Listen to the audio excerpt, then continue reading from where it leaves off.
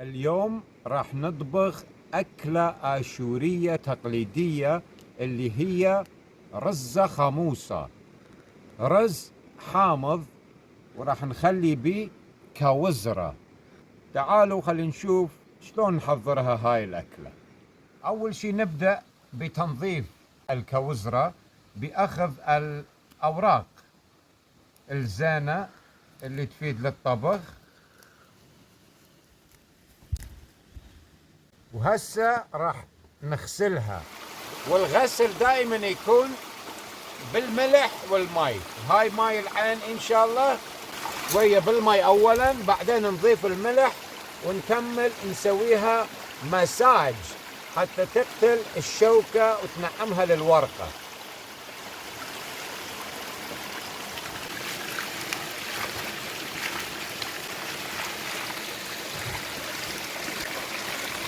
ورا ما غسلناها شويه نضيف ملح، نسويها هيج. هاي العشبة بها فوائد كثيرة، ومنها تفيد للرئة وللسعال الجاف، للقحة، للبلعوم، وتساعد النوم أيضا. ورا ما غسلناه بالمي والملح راح نضيف مي سماق. سماق منقوع بالمي الدافئ، نضيف مي سماق. هاي تساعد لإزالة الشوك.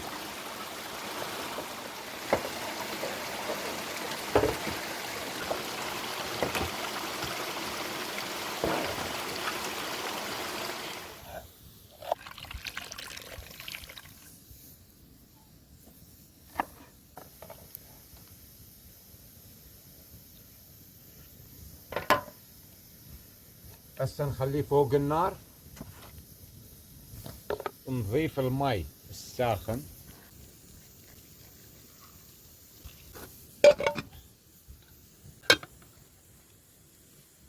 نشوف. وهسه نضيف مي سماق.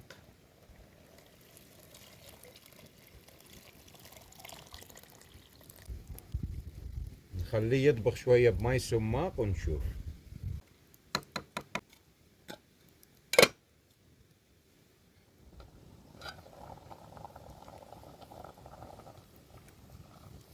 هاي المرحلة خلصنا من عندها. ناخذ الجدرية نخليها هنا يرتاح طبخ الرز. نخلي الجدرية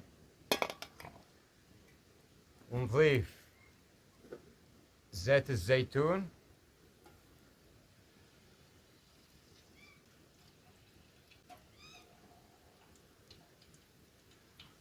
بصل،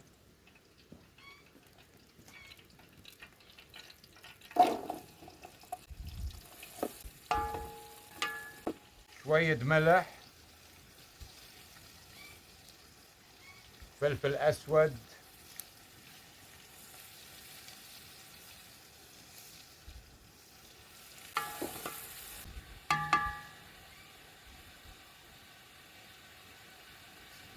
نخليه يعرق شوية.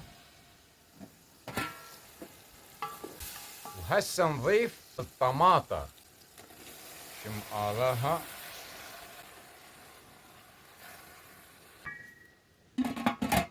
تقلي وتطبخ براحتها، نار هادئة. راح نضيف الكوزرة ويا مي مال سماق.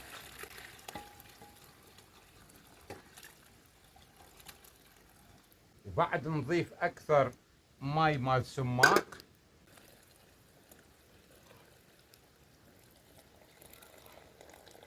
الله الله. نخليها تطبخ حتى تندمج الأطعام سوية، ومن تكون جاهزة نضيف الرز ونطبخها شوية أكثر وخلصنا. لحد ما تطبخ أروح أغسل الرز. هذا رز نهلة نسميه ذهب. يضحك بوجهك.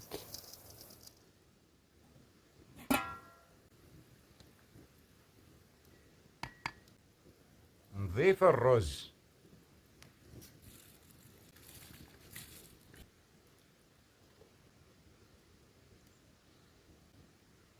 المي أو الشوربة أكثر من الرز بكثير حتى يكون خفيف، وإذا نحتاج نضيفه بعد مي.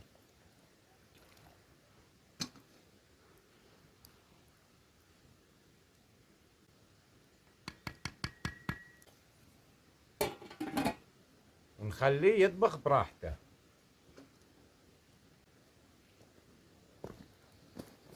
نعدل النار.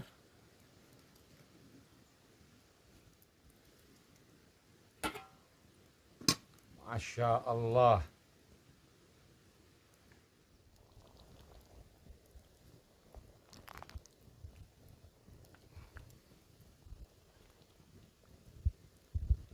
بعد شوية يرتاح، جاهز للأكل. من يكون حاضر راح أخذه وياي للقرية اليوم، كل واحد يطبخ شيء ويتجمع حتى ناكل سوية. وهاي كم ساعة أنا دا أرتب الأكل بحب وتأمل وصلاة ونفس طيبة وبركة، إن شاء الله يكون شافي للجميع. حبي لكم.